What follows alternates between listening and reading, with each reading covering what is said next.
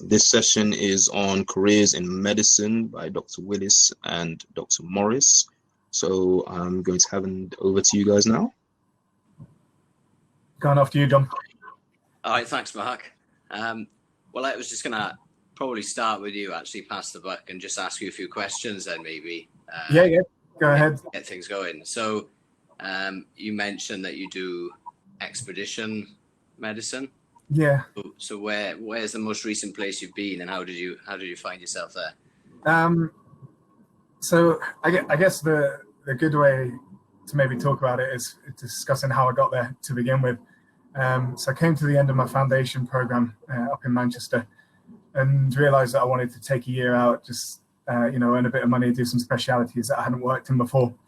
And I've been in the army as a reserve school and through my foundation program, and I knew I'd kind of enjoyed the pre-hospital side of things.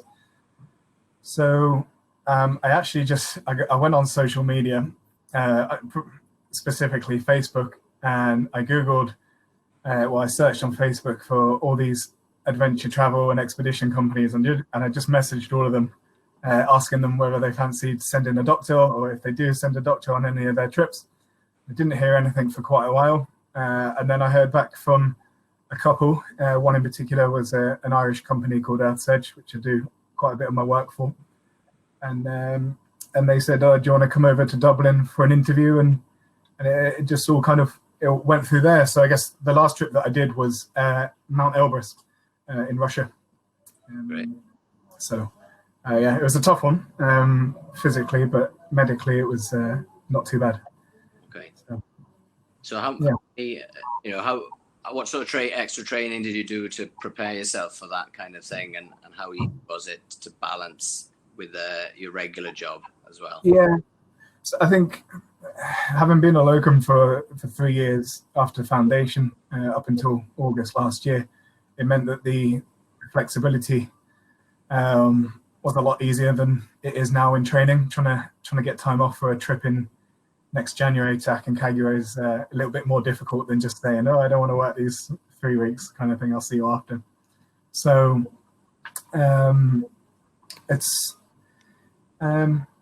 So that side of things was okay. I think I started off, my first trip was Kilimanjaro, and then based on the feedback you get there, I think trying to break into it is the most difficult bit. But once you've got one under your belt, the next few come along. Yeah.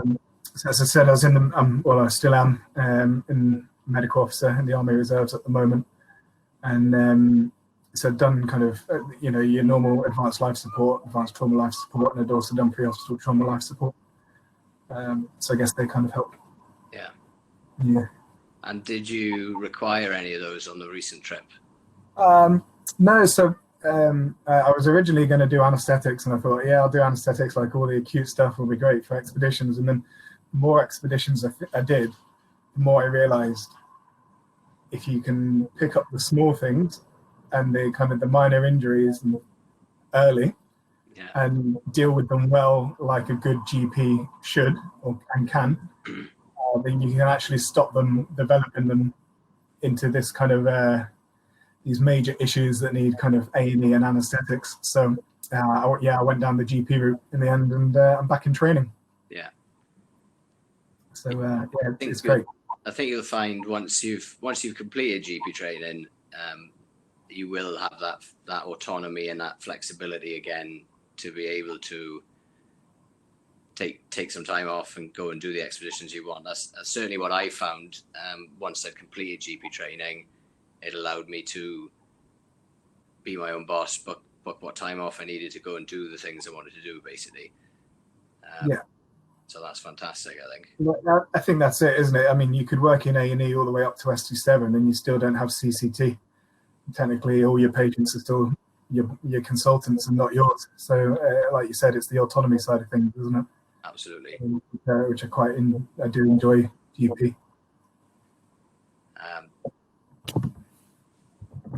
I think I'll put it out there that you mentioned that you're the doctor at Old Trafford. Is it for the crowd on match? Yeah, just a crowd doctor. So no no superstar treatment for me, but yeah, it's a nice job. Just sit and watch the game. Hopefully nobody gets too sick, but if they do, then we're on call with St. John's, paramedics, nurses, and then there's a crew of doctors as well. So it kind of goes up the chain. Yeah, I mean that's the bulk of my work away from my normal clinical job at the moment. Okay. So I work at Swansea City. Okay. And then cover the Principality Stadium in Cardiff as well. So do all of the music events that they have there, plus the Welsh rugby. And yeah, I can see somebody asking about CCT here. Yeah, I've just replied. Oh, so yeah. I think getting a CCT is really, really important as far as opening doors, getting recognised for the kind of work that you can do. And although pay isn't everything, it does mean that you get paid well for what you do as well. Yeah, I think you're right. That's what I was hoping, and it's nice to hear it from somebody that's kind of the other end of the I guess the career ladder, that's kind of finished their training, and hopefully I've made the right decision. And speaking to you, it sounds like I hopefully have. Yeah, I mean, I think personally, I don't do a heck of a lot of general practice work anymore.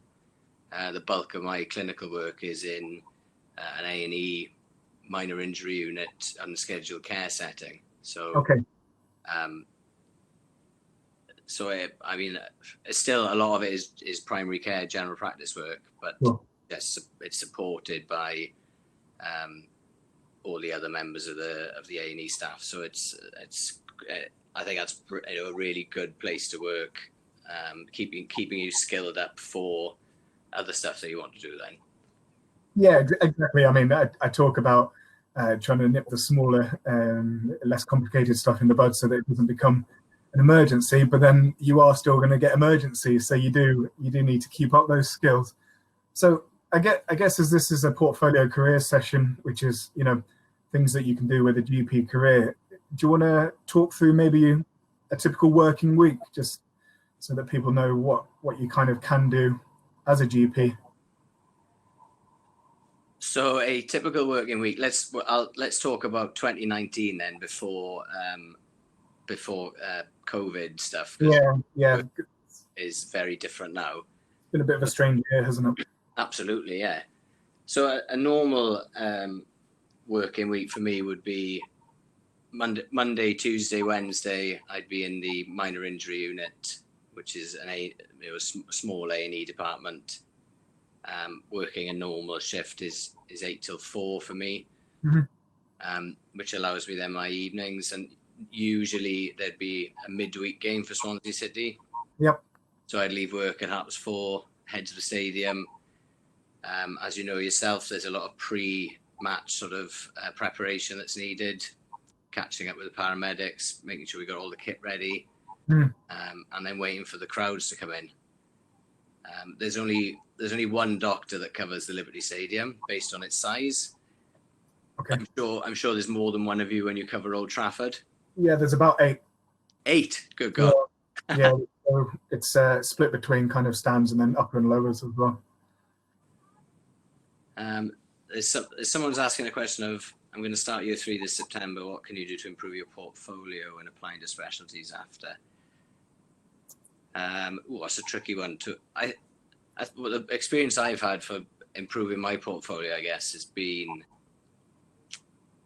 just volunteering for stuff when the opportunities come along. And throwing yourself in. Make sure you talk to. I mean, like you were saying at the beginning, Mark, you just sent messages to absolutely everybody that you could, and wait and see who gets back to you, really. Yeah. And that'll open lots of opportunities for you then, I think. It does, you're right. I mean, for any speciality, there's going to be tick boxes. So you can look at what will get you the points and try and do that. So, your audits, your publications, your presentations at national conferences and things like that. But I think try and make your own luck a little bit. Put yourself open to opportunities, and if you just do it enough, something might just crop up, which will just divert your career. which will just divert your career in a way that you never thought possible. Just make your own luck, open yourself up opportunities, go looking for things, and then just hit all the points on the application, and you'll be fine. And we've got another question. Did either of you pursue GP with a special interest? Well, I during GP developed an interest in medical education, and that led to me working as a GP clinical tutor at Swansea University for 5 years. So teaching undergraduates clinical skills, and running a few of the projects that for medical students probably found extremely boring, but as a tutor I found it quite interesting to see what people had to say about their patient encounters and things like that. But now I'm pursuing medical education again within the postgraduate setting, then in a hospital setting, having completed my master's whilst a lecturer at the university. So that wasn't really anything I had before I went in to pursue GP. It just sort of found that I really liked it while students were under my supervision, and went from there really.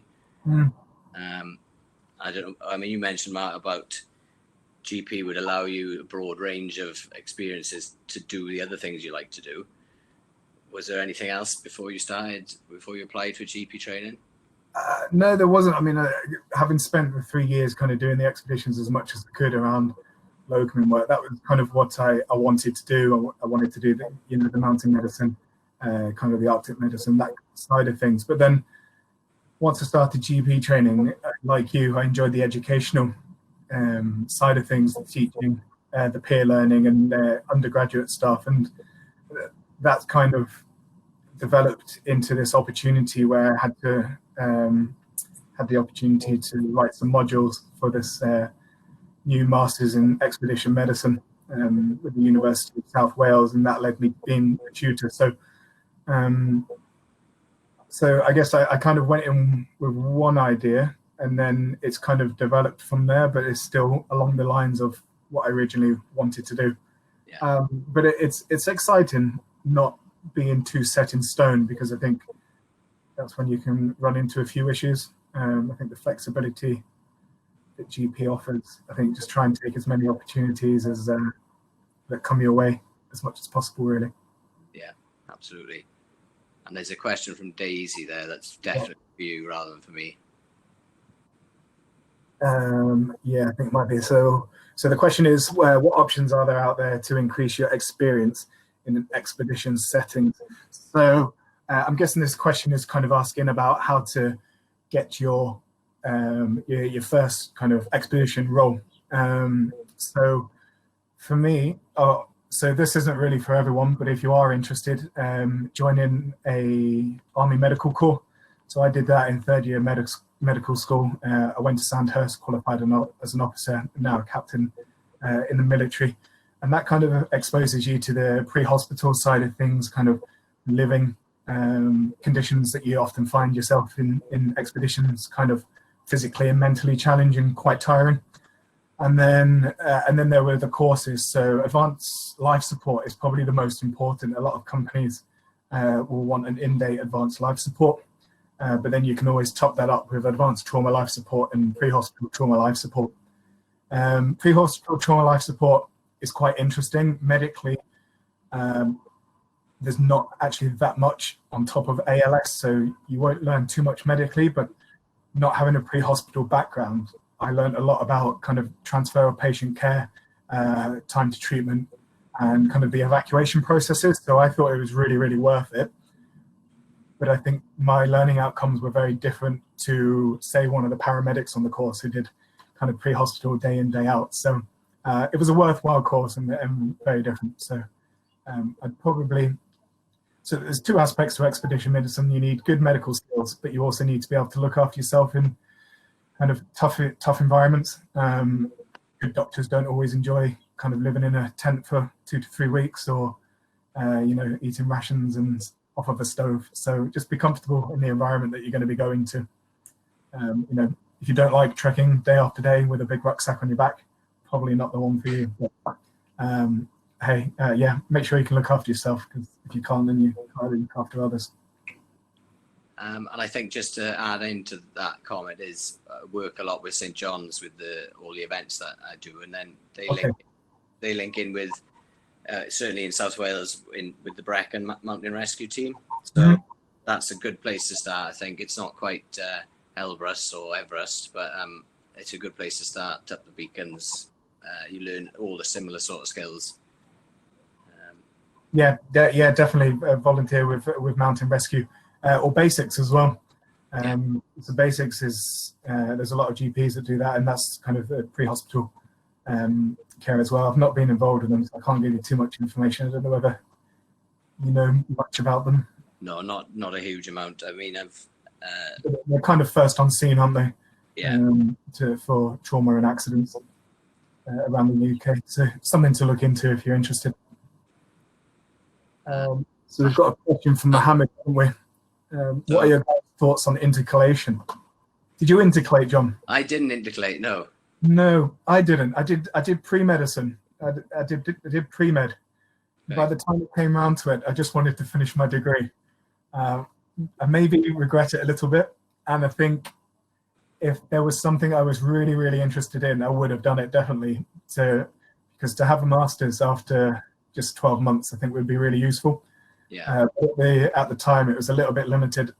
I was limited geographically, and then the university didn't offer exactly what I wanted, so I didn't take it. But I'd certainly take it to improve your career, both on a bit of paper and clinically, if you're interested.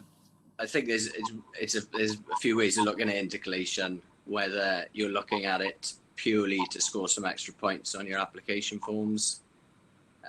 Or whether you really, really just want to do something that interests you.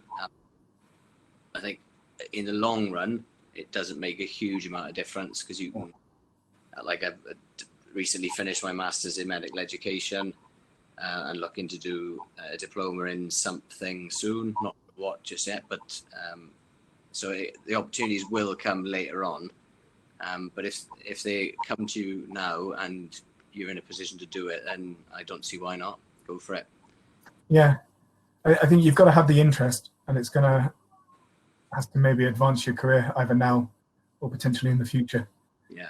And if it doesn't do one of those, then you've got to think long and hard about it, I think. Yeah. And then we've got Beth asking about what other clinical options are available as a portfolio GP.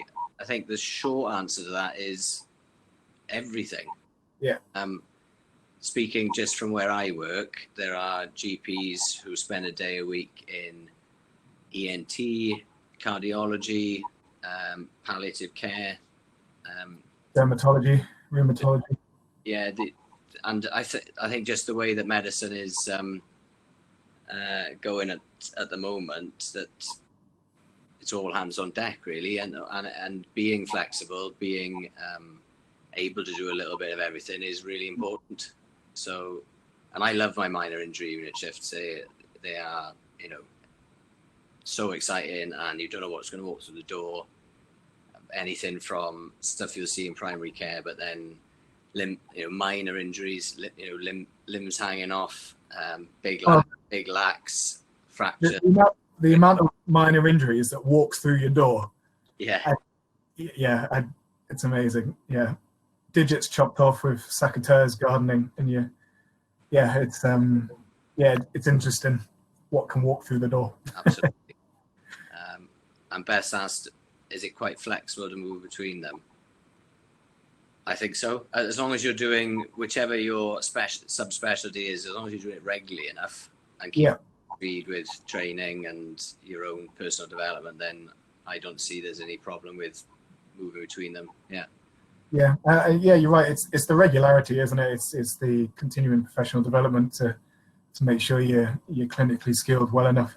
I don't know where Beth is in her career, but for me it was I had an interest in acute specialties, A&E, ICU. So I wanted to make sure I had A&E in my foundation training, which a lot of people do, and then I continued. Once I had that in my foundation training, I could then locum in A&E, and then building up like a locum career in A&E means that I can then continue the odd shift during my GP training, and then hopefully when I finish my GP training, I can get the odd day a week in an A&E because I've continued that that kind of progression of my career without having a massive break in the specialty.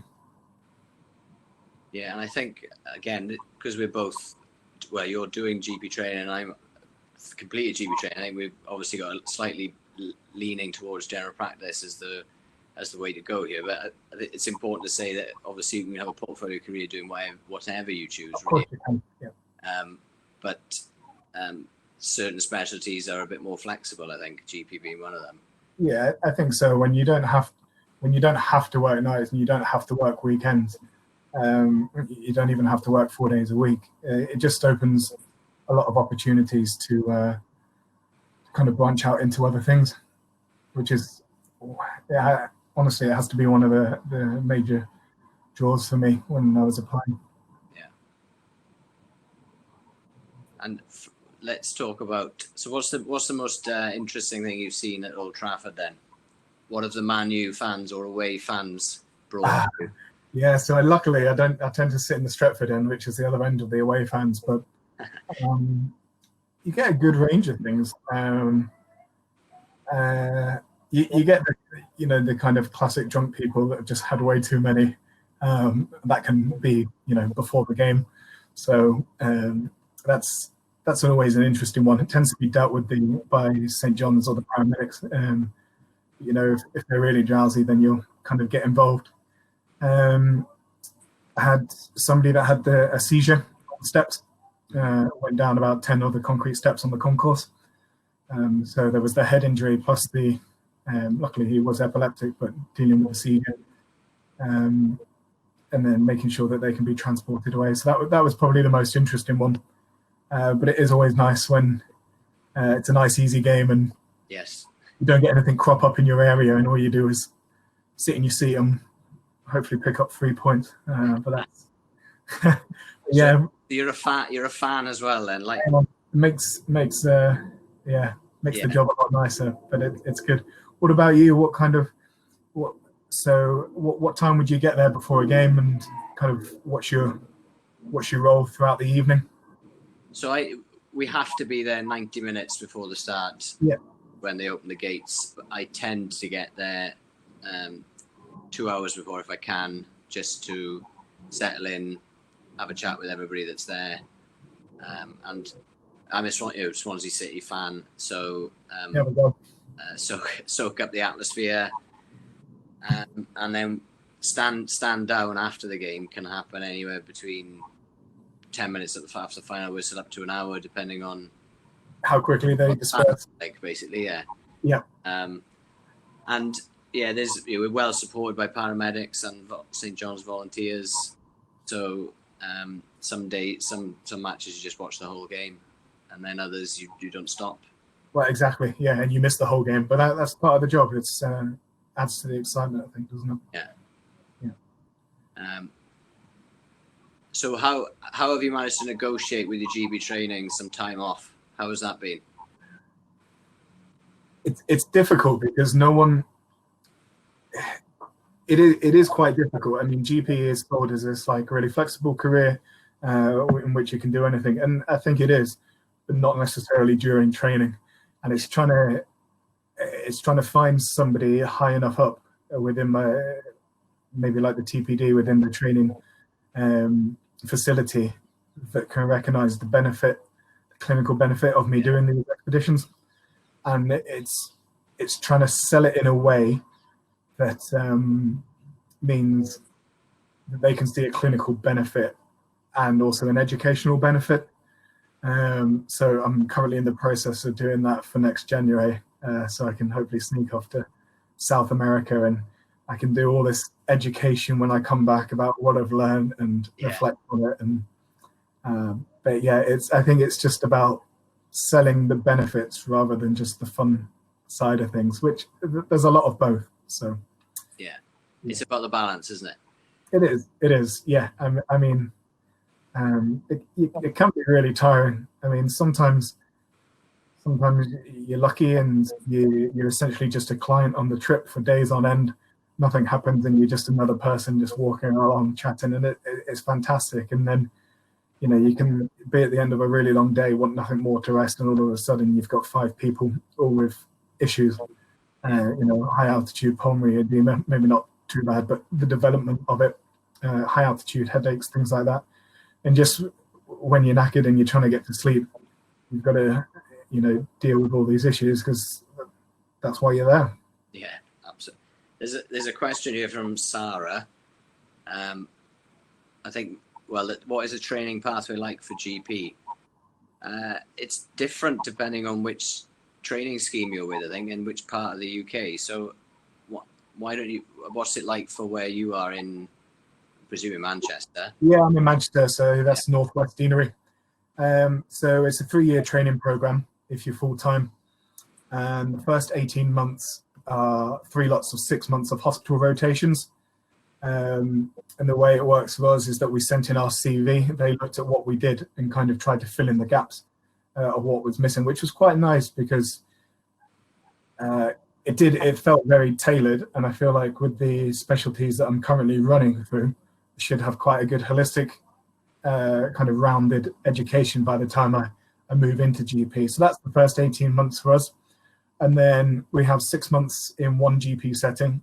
And then for our final year, so GPST3, we're in one final GP setting for that 12 months. There's 2 exams to take in those 3 years, and you normally take one in year 2 and one in year 3. And then after those 3 years, everything being well, you're done. You're done. What's it like with you? Well, I completed a training scheme that was exactly the same as you've just described. But I know from talking to the GP trainees who are working in where I am in South Wales, they are considering a move to 1 year of hospital medicine, followed by 2 years in general practice. Okay. So you're losing that 6 months. Yeah. Would have been pediatrics I would have lost out on. Yeah, it would be for me because that's what I'm about to move on to. Yeah.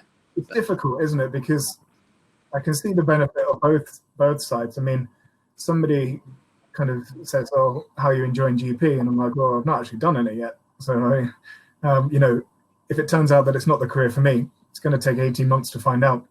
Yes. Which is a little bit worrying. Imagine getting like kind of 2 years down the line, 18 months down the line of something like anesthetics and never having to tube somebody or something like that. It'd just be crazy. So, but then you're right. The hospital specialties do bring a lot to your GP setting. The psychiatry, the pediatrics, the acute medicine, the A&E. Because just like with your minor injuries unit, there is an awful lot of non-minor, non-urgent or urgent things that do end up walking through your door, and you are the first point of call. Yeah, absolutely. Sarah's got a follow-up question to that, which is about adapting to the different rotations. I mean, having done rotations as part of F1 and F2, I don't think there was too much of a problem adapting, as far as, you know, there's a little bit more expected of you because you're a bit more experienced, but otherwise I think not too much of an issue really. No, I enjoy the rotations. I think as a GP, 6 months in any one speciality that you're not actually going to be specializing in, it's probably enough to get what you need and take back to your primary care practice. So I'm finishing psychiatry now. I'm moving on to pediatrics, and I do feel ready, and I'm looking forward to it. Yeah, I think, well, moving from hospital to GP, that very first change, you know, the not having a bleep, was such a relief. You know, such a lovely thing to no longer have the bleep. But then a few months down the line, you're actually wanting a little bit more of a, you know, you get quite excited when someone who is acutely unwell walks through your door and you're back, you know, the adrenaline starts pumping again. So it's a strange balance. Yeah, it is. And I guess with you, I guess you don't have a bleep in minor injuries, but you may have a bleep if you become develop a specialist interest in other specialties. So if you do particularly enjoy a specialty, you don't necessarily have to quit GP to go and do that. You can more often than not tie it alongside your own GP career. Yeah, and it'll be interesting. I think general practice is going to change as a result of the pandemic. A lot more video consultations, remote working, and it might allow more time as a GP to spend in subspecialties in hospital, pursuing special interests. I'm not sure, but it's quite an exciting. It's been a horrendous time, but good things will come out of it, I think. Yeah, I think it's probably forced a lot of change that was maybe needed. It's just come around in an unfortunate, horrible way. Yeah. But the stresses that it's put on GP have probably highlighted issues that do need to change, and hopefully, from a technology point of view, we may get some benefit from the difficult situation.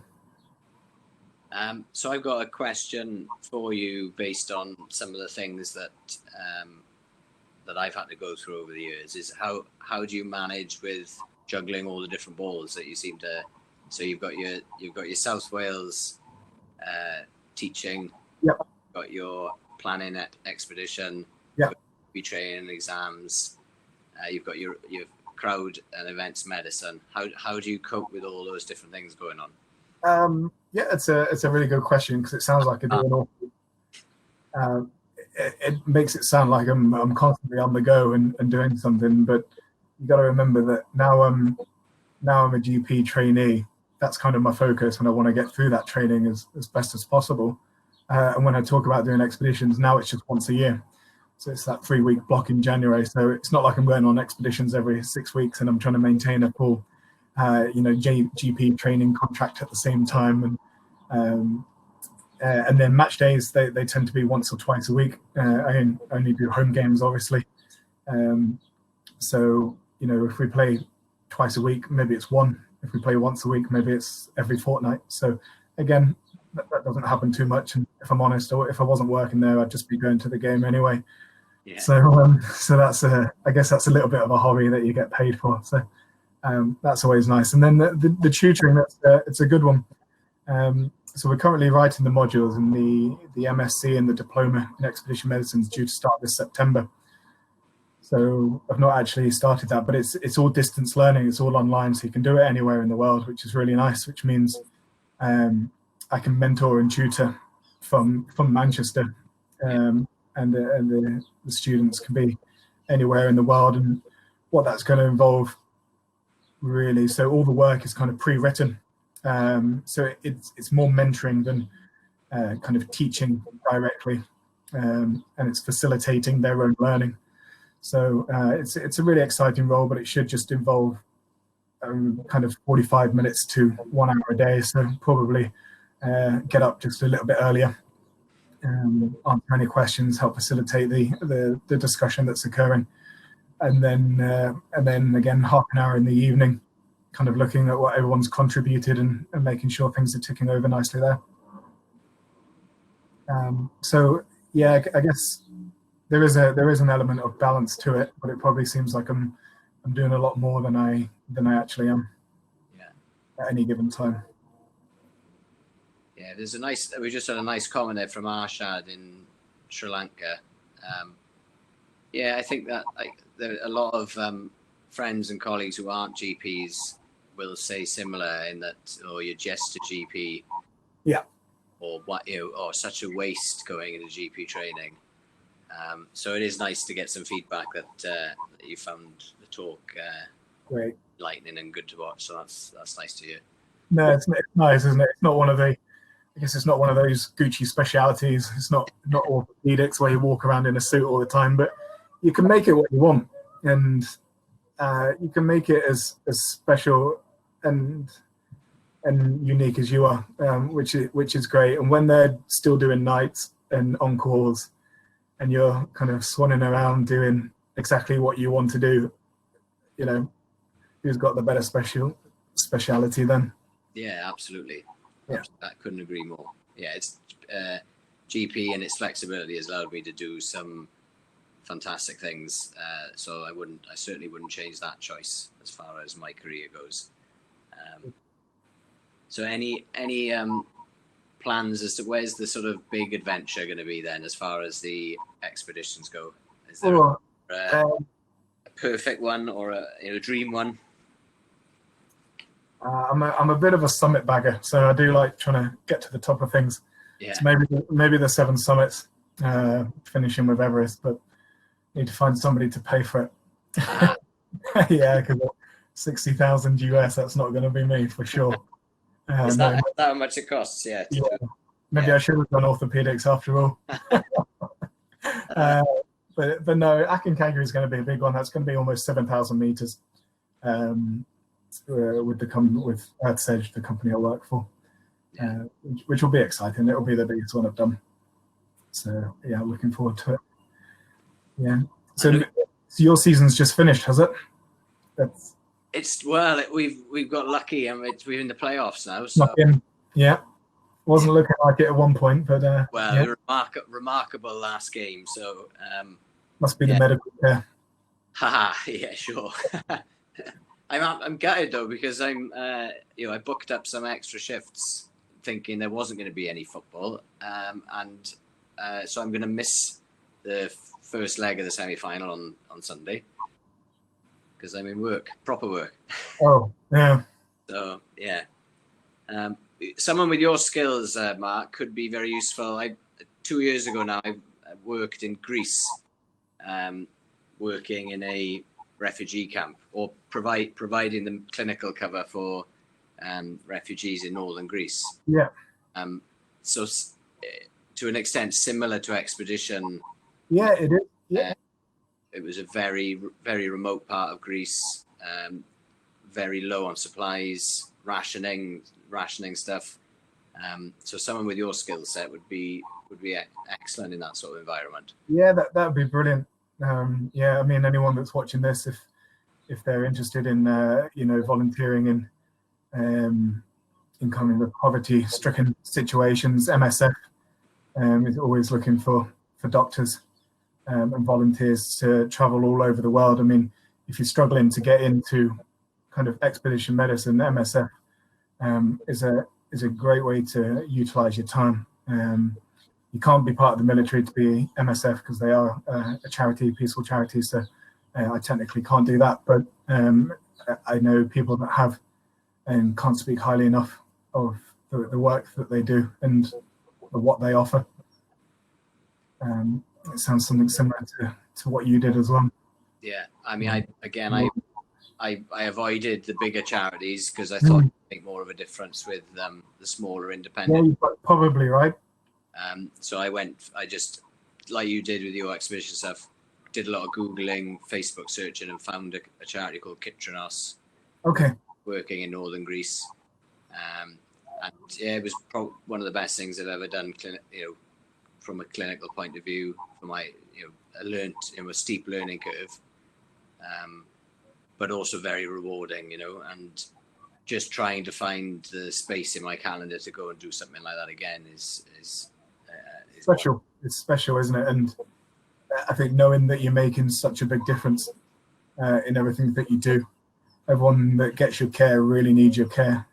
I think that's something you don't always necessarily get in the UK. And also working in tough environments like that, it really relies on your own clinical knowledge and skill sets. There's no way just to run a set of bloods, and run them through the CT scanner to get your answer. But it's I can imagine a very testing but rewarding environment to work in. Yeah, absolutely. And with regards to your reservist stuff with the army, how often is that commitment? When? So there's a minimum commitment of, it depends where you train. So for me, it's 28 days a year, but I also get 2 weeks extra paid leave from the NHS. So that's 14 of them right there. So that makes things a little bit easier. And then there's training weekends, which are 2.5 days. And then there's evening trainings, which count as a quarter day. So they soon mount up. And it's a good mixture between kind of the military side of things, but also I'm in a medical regiment. So I'm with a lot of very well rehearsed, well knowledged consultants in all kind of specialities. So it's nice to pick their brains and use their knowledge as well. Yeah. Good balance. With your GP training, Mark, have you booked your AKT yet? I haven't. I was thinking about doing it in September, but I've actually got a newborn at home. All right. So I figured probably revising during this period. I don't think my wife would be too impressed if I shut myself away in the study for a few hours. So I'll probably go for one later in the year. Well, you can add that to the list of things that you're juggling then. yeah, I was going to keep that one quiet because that's not really a career, but I guess it does happen to most people at some point. So no, it's great. It's great. It's important to bear in mind, though, isn't it, when you're choosing a career and all the extra things that you want to do, because you are real life commitments, isn't it? That you have to prioritize from time to time. Yeah, exactly. And like I said, 7+ years in hospital specialities when you're still doing nights and weekends, and working for somebody else might be attractive now, but you got to think about where you're going to be in kind of 8 years' time, and do you still want to be doing the job that you are doing now? Yeah. I think just make sure when you're applying for any specialty, just make sure you look forward and just project your career plan a little bit and see how it ties in with your plans for life. Yeah, absolutely. I wonder if there's anybody who is watching Mark and I talk here, if there's anybody that does have any questions they want to ask, anything at all, really. I know we focused a lot on general practice, and we focused on what happens at Old Trafford and things like that. But if anybody's got anything they do want to ask, I mean, I'm quite jealous that you must have done some Champions League games, because that must be summer. Not for a few years, but hey, maybe next season. Yeah, I mean, Swansea City got into the Europa Cup on one occasion, and it was fantastic playing the likes of Valencia and Napoli. But yeah, a Champions League fixture would be something special, I think. Yeah. Sarah, any resources you would recommend for these exams? Well, I've not done any and I've not passed any, so this is probably a good question for you. Well, certainly for the AKT, so the Applied Knowledge Test, was certainly when I was doing an MCQ type exam in Swansea. It was in the driving centre place. Then I just did as many online question banks as I could over and over. And then for the CSA, which was the OSCE style exam, which most GPs would do in the RCGP base in London on Euston Square, whereas I was in Croydon. It was one of the 2 years they were renovating RCGP. Okay. Again, that's down to your trainers, really, in the practices you work, to go through some videos with you, watch you consult, and go through all that with you. There's a few good books, which I can't remember off the top of my head, but I've got a feeling one was by Alice Cole, and it talks about how to pass your CSA, basically. But I would just ask someone who's doing the training 1 or 2 years above you for what they're doing. And that's what I suggest you do, Mark, if you're not already thinking about that. Yeah, no, I will. Just another mention on books, just make sure they're in date, because guidelines and protocols change all the time. Yeah. So, you might have a hand-me-down from 5 years ago, but actually the recommendations and guidelines are all changed, and you're not going to pick up any marks for knowing something that happened, back in 2015. We got another question from Daisy. Did you guys ever consider a hospital specialty? Did you? I did. I really loved my care of the elderly placement as a junior. But when I broke it down, it was mainly because the other specialties would shoot me down for saying this, but they're the only true generalists still left in the hospital, really, I think. They deal with a whole load of different things. And when I broke it down, it was actually the consultant that I really liked rather than the specialty itself. And it's amazing how that happens, isn't it? Yeah, and I had a good chat with him, and ended up deciding on general practice. The irony is now in the unit that I work in, he's one of the consultants in that hospital. So I sometimes refer in patients, and I spend that extra little time making sure I've got it just right before I. Yeah, it was judging. Yeah, absolutely. It's a reflection of himself. Yeah. What about yourself, Mark? Did you have a specialty in mind? Or? Yeah, I did. I applied. I had an ACCS anaesthetics job, and then I got offered an expedition, my first expedition, and I thought, you know what, training will always wait. It'll always be there. Yeah. You know, I may never get offered an expedition again, especially being the first one. I took that because that was in the August, and obviously, I don't know if everyone, or in the UK, everyone starts their. Most people start their training in August, so it wouldn't have been feasible for me to get the time off because it would have been over the induction period. But I took the expedition, and then I always thought I was going to do anaesthetics and ACCS anaesthetics again and kind of go into the pre-hospital side of things. But then a bit like what I said earlier about the projecting your career kind of 5, 6, 7 years down the line, you know, I probably would have children, which I now know I do. Do I really want to be missing kind of birthdays and Christmases to spend time in the hospital? And I thought, actually, no, I don't. So I might as well create a career where I enjoy it as much as I would have done anaesthetic, but have the flexibility to spend time with my family, which is really important. Absolutely. Sorry to interrupt. We have roughly 1 minute left. Okay. So if Ashad's question about anything I would have changed. No, the only thing I might have changed was I would have given myself a nice F3 year where I went abroad and just chilled a bit. I just went straight through, but it's not really a regret or anything. So, that's all from me really. For me, no real regrets. Took 3 years out of training, loved every minute of it. Probably would have taken a 4th year, but just want to move out of the SHO region.